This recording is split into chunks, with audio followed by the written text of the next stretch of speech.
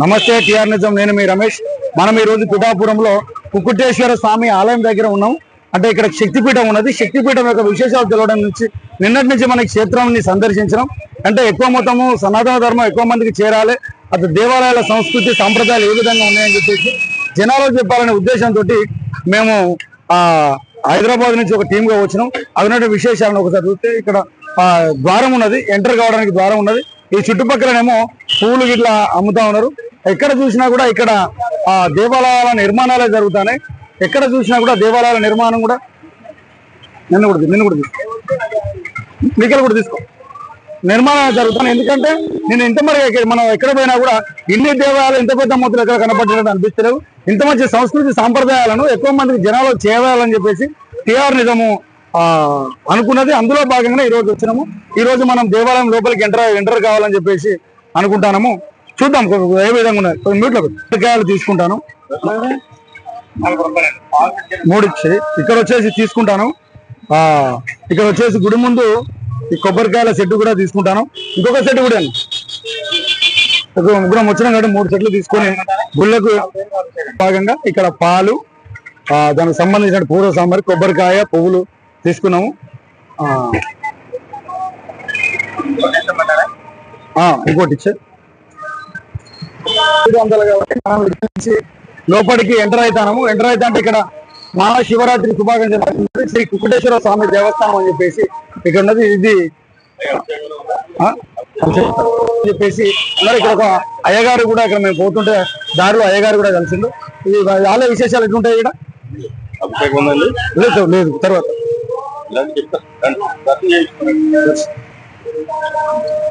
ఇక్కడ వచ్చేసి గుడి ముందు ఎంటర్ పోతుంటే ఇక్కడ తామర పువ్వు అని చెప్పేసి ఇవి తీసుకుని ఇది ఉన్నది. ఇక్కడ ఇస్తున్నాడు. ఈ పువ్వులు కూడా మనకి కొత్తగా అనిపిస్తాయి. తామర పువ్వు మంచిగా ఎంటర్ అవుతాను. ఇక్కడ వచ్చేసి ఇలా ఇక్కడ లక్ష్మీదేవి పుట్టినరోజు కాబట్టి మేము ఇక్కడ తామర పూలు కూడా తీసుకున్నాం. ఇక్కడ గుడిలోకి ఎంటర్ అయినాం. గుళ్ళో మనం వచ్చిన తర్వాత లోపలికి దగ్గర వచ్చిన తర్వాత శ్రీ కుక్కుటేశ్వర స్వామి దేవస్థానం అని ఉన్నది. ఇక్కడ శివుడు, వినాయకుడు ఎదురుగా కనపడుతున్నాడు. ఒక నిమిషం స్వామి వింటాను. ఇక్కడ వినాయకుడు ఉన్నాడు. వినాయకుని మేము ఇక్కడ మొక్కుతున్నాము. విఘ్నేశ్వరాయ, విఘ్నాలను తొలగిస్తుంది. శివుడిది ఉంది. ఇక్కడ ఉన్నటువంటి విశాలంగా ఉన్నది. ఇక్కడ ఒక కోనేరు కూడా ఉన్నది. ఇక్కడ ఒక దీనికి సంబంధించినటువంటిది ఇక్కడ ఒక కొత్త మనకి ఫస్ట్ టైం చూసినట్టు అనిపిస్తుంది. ఏంటంటే ఇక్కడ ఈయన కుంభకర్ణుడా గయాసురుడు ఉన్నాడు. గయాసురునికి సంబంధించినటువంటి విగ్రహం చెప్పండి స్వామి. ఇట్లా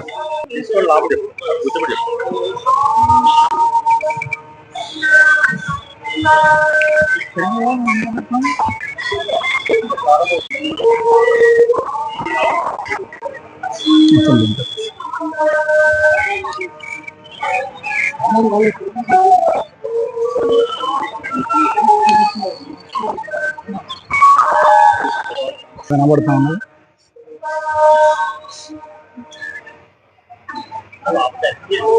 మన చేతిలో కూడా ఇప్పుడు పాలు, ఆ దేవునికి అభిషేకం చేయడానికి సంబంధించిన పూజా సామాగ్రి అంతా ఉన్నది. పూజా సామాగ్రి పట్టుకొని మనం లోపడిపోతున్నాం. అలాగే ఇక్కడ యాగం కూడా చేస్తాడు. యాగం సంబంధించినటువంటి ఆఫీసు కూడా ఉన్నది. ఆఫీసులో వేసినాము. నిన్న కూడా ఇక్కడ కలిసాము. ఇప్పుడు ఇదంతా కోనేరు ప్రాంతం ఉన్నది. ఇక్కడ రాజద్వారానికి పైన రాజద్వారం అని చెప్పేసి ఉన్నది. ఆ రాజద్వారము ఇక్కడ నుంచి ఎంటర్ లోపలికి గుళ్ళోకి ఎంటర్ అవుతా ఉన్నాం.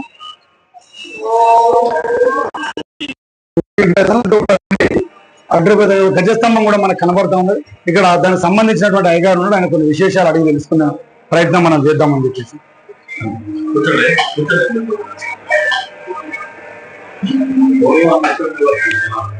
అప్పుడు అంత ఎక్కువ వాళ్ళు జనాలు ఉండేవాళ్ళని చెప్పి, అంటే అప్పుడున్నటువంటి దాంట్లో ఒక మనిషి అనే వ్యక్తి దానికి అందుకున్నంత హైట్ ఉండేది అక్కడ.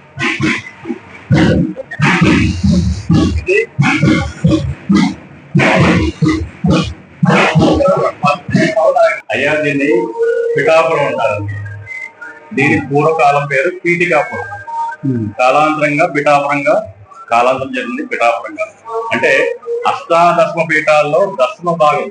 అంటే అష్ట అంటే ఏంటి, దశమ అంటే అష్టాదశమ 18 పీఠాలు. 18 పీఠాల్లో 10వ పీఠం అండి ఇది.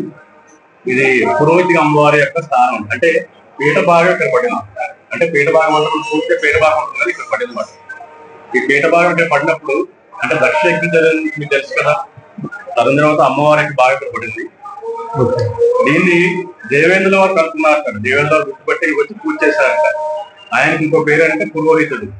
అందుకోసం ఇక్కడ అమ్మవారి యొక్క పేరు పురోహితిగా అమ్మవారు మనం పిలుచుకోమాట. అమ్మవారి శాంతి స్వరూపం అండి, లక్ష్మీ స్వరూపం అండి ఇక్కడ ఉంది అమ్మవారు. అలాగే హరిహర గురుక్షేత్రం అండి. ఎక్కడైనా సరే శివుడు ఉంటే విష్ణుమూర్తి ఉన్నాడు, విష్ణుమూర్తి ఉంటే శివుడు ఉంది. కానీ ఇక్కడ 3 క్షేత్రాలు అండి. హరిహర గురుక్షేత్రం అంటే గురువు కూడా ఉన్నాడు. దత్తాత్రేయ స్వామి వారి యొక్క మూల స్థానం ఇది. ఇక్కడి నుంచి ఆయన ప్రయాణం కొనసాగించారు అన్నమాట. అంటే ఇక్కడ ఆయన స్వయంభూగా వెళ్తే క్షేత్రం ఇది. 3 గుహాలు 4 చెబుతూ ఉంటారు ఆయన దత్తాత్రేయ స్వామి వారు. ఇక్కడ ఈ టెంపుల్లో దత్తాత్రేయ స్వయంభూగా వెలిచారండి. ఎక్కడైనా సరే మీరు ఏ క్షేత్రంకి వెళ్ళా సరే స్వామివారికి పాదులు ఉంటాయి, కానీ నిజస్వరూపం అయింది ఆయన. ఎక్కడకున్నా కూడా ఆయన యొక్క పాదికలనే పూజిస్తారు, కానీ ఇక్కడ ఉన్న క్షేత్రంలో మాత్రం ఆయన యొక్క ప్రతిరూపం కూడా ఇది క్షేత్రంలో ఉంటుందని చెప్పేసి అలాగే అంత గొప్పతనం ఇక్కడ ఉందని చెప్పేసి పాదగయా క్షేత్రం. ఒకటేంటి పాదగయా క్షేత్రం. గయాస్ అనేవాడు పూర్వం, అంటే మీకు మొత్తం ఉత్సాహం చెప్పాలంటే క్షీరసాగర మగం అయినప్పుడు ఇది కృతయుగం నాటిదండి. అంటే త్రేతాయుగం అంటే ద్వాపరయుగం, త్రేతాయుగం అంత ముందు కృతయుగం అంటారు అన్నమాట. కృతయుగం నాటి కథ ఇది. అంటే గయాసుడు అనేవాడు అప్పట్లో మన బ్రహ్మగారు సృష్టి కార్యక్రమం చేస్తున్నప్పుడు ఆయనకి విఘాతం ఇచ్చేవారండి చాలా మంది వచ్చి.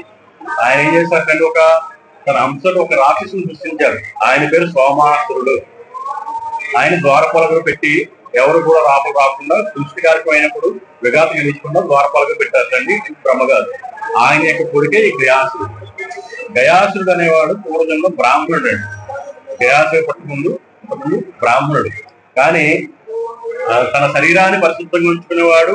ఎన్నో యజ్ఞాలు యాగాలు అన్ని చేసేవాడు. కానీ పితృ కార్యక్రమాలు నెరవేర్చేవాడు కాదండి. అంటే పితృ కార్యక్రమాలు అంటే ఒక సంవత్సరం ఒకసారి ఉమ్మతి చేసుకుంటాం కదా పిల్లలకి, ఆ కార్యక్రమం నెరవేర్చేవాడు కాదు. ఆ పాపంగా గయాసుడిగా పుట్టాటండి. అంటే రాక్షసుడిగా పుట్టాటండి. అంటే ఆ పాపాన్ని పోయాలి కాబట్టి మళ్ళీ జనంలో గయాసుడిగా పుట్టాడు. అయినా సరే పూర్వజన యొక్క తాలూకా వాసనలు అంటే ఆయన మనసులో ఉండడం వల్ల ఎప్పుడు కూడా యజ్ఞయాగాలు చేసుకుంటూ శరీరాన్ని చాలా పరిశుభ్రంగా చూసుకుంటూ ఉండేవాడు. ఎన్నో రకాలైన తపస్సు చేసి త్రిమూర్తి సాక్షాత్తుగా పొందేట గయాసుడు. ఆయన యొక్క వరం వల్ల